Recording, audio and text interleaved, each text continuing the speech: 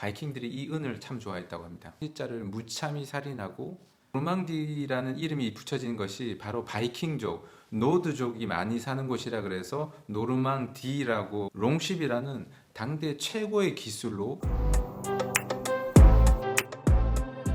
장단꾸러기 삼형제의 아빠 프랑스의 파리에 살고 있는 파리 삼촌은 여러분에게 유럽 문화를 쉽게 알려드리는 친구가 되겠습니다. 구독, 좋아요 눌러주세요. 라이벌 국가라고 하면 떠오르는 두 나라가 있습니다. 특히나 유럽에서는 이 두 나라가 거의 1000년에 가까운 시간 동안 치열하게 싸우고 경쟁하는데요. 그 나라는 바로 프랑스와 영국입니다. 유럽 역사에서 모든 스토리에 이 두 국가의 영향력은 한 번도 빠지지 않고 등장하게 됩니다. 앞으로 이 두 국가에 대한 역사 이야기들을 하나씩 풀어나갈 건데요. 그 중에서도 오늘은 첫 번째 시간으로 바이킹에 대한 이야기를 해보도록 하겠습니다. 그런데 프랑스와 영국 이야기를 하는데 왜 뜬금없이 바이킹 이야기냐고요? 프랑스와 영국이 본격적으로 나라를 설립을 하고 최초로 전쟁을 일으켰던 백년 전쟁의 출발이 바로 이 바이킹의 이야기에서부터 시작됩니다. 우리가 바이킹 하면 도끼를 두고 야만적이고 수염에 뿔 달린 이런 사람들을 생각하는데요. 실제적으로는 역사 속에서는 바이킹은 그런 모습이 아니었다고 하는데요. 뭐 뿔도 없었고 그렇게 야망적이지도 않고 그렇게 키도 크지 않았다고 합니다. 그런데 왜 이렇게 바이킹은 무지막지하고 포악하고 저승사자 같은 그런 이미지를 갖게 됐냐면요.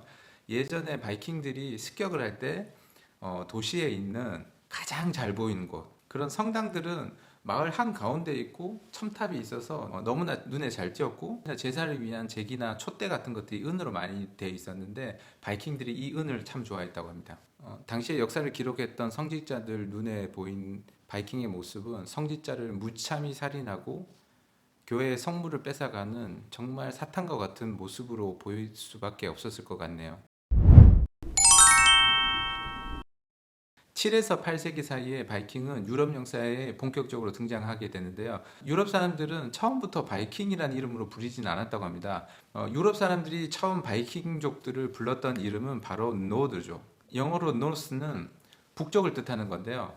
근데 이 바이킹족들을 그냥 북쪽에서 오는 야만인들, 그래서 그냥 노스족이라고 불렀다고 합니다. 우리로 말하면 그냥 뭐 북쪽에서 오라는 오랑캐, 뭐 그냥 나쁜 놈들, 외적, 뭐 이런 느낌이었죠. 프랑스의 북쪽에 보면 노르망디라는 지역이 있습니다. 노르망디 상륙작전은 바로 그것인데요. 이 노르망디라는 이름이 붙여진 것이 바로 바이킹족, 노드족이 많이 사는 곳이라 그래서 노르망디라고 붙여진 것이라고 하네요.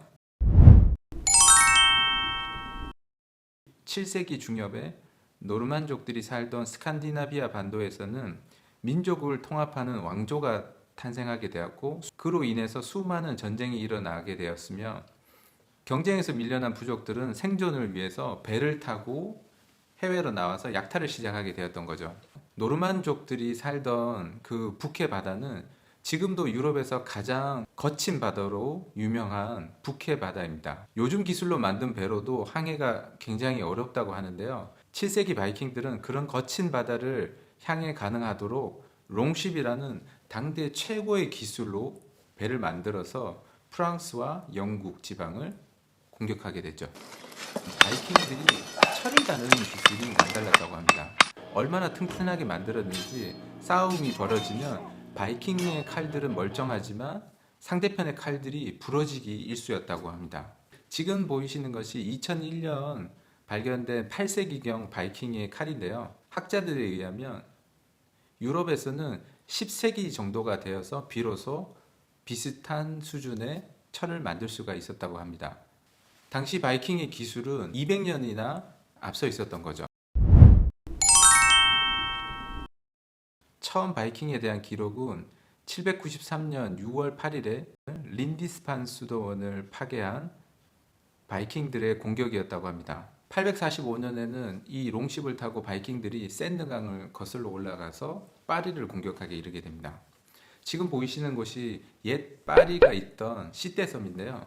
시대섬은 파리의 시작이 됐던 가운데 있는 섬인데요. 당시 845년도에는 요새화가 돼 있어갖고 외부에서 쉽게 침입할 수 없었지만 바이킹들은 이 시대섬을 포위하고 엄청난 공격을 퍼부었는데 당시 서프랑크 왕국의 왕이 5톤에 달하는 금은보화를 선물로 주고 이 사람들은 물러나게 됩니다. 근데 이게 가장 큰 패착으로 작용하는 게 한 번 돈 맛을 본 바이킹들은 855년 300여 척의 대선단을 만들어 파리를 쳐들어오게 됩니다. 우리가 바이킹 중에 가장 유명한 사람으로 알고 있는 롤로라는 인물이 있습니다. 그 인물이 바로 이때 프랑스 파리를 공격하게 되는데요. 당시 프랑스 왕이었던 샤를 3세는 이놈들은 싸워도 계속 오네. 이럴 거면 차라리 제일 센 놈을 귀화시켜서 북쪽에 땀을 주고 살게 하면 자기네들이 다른 센 바이킹을 막지 않을까? 이런 고민을 하게 되고 프랑스 왕 샤를 3세가 바이킹 대장인 롤로에게 귀화를 조건으로 엄청나게 넓은 영지를 주면서 바이킹의 대장인 롤로에게 건 조건은 두 가지였습니다.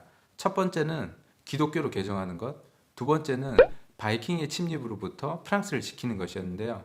샤를 3세가 제안한 조건은 롤로에게도 나쁘지 않아 롤로와 바이킹들은 노르망디에 정착을 하게 되고 롤로는 샤를 3세의 딸과도 혼인하게 됩니다. 그리고 이렇게 싸움과 이동을 좋아했던 바이킹들은 시간이 점점 지남에 따라 노르망디에서 세력을 키우게 되었고 롤로의 5대 손인 정보광 윌리엄 때 이르러 영국을 침략하여 영국의 왕이 되게 됩니다.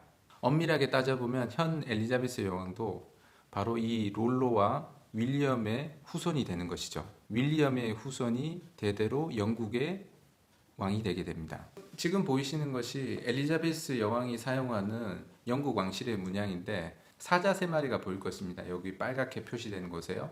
이 빨간 사자의 문양이 바로 이 노르망디 공작의 가문의 문양인데요.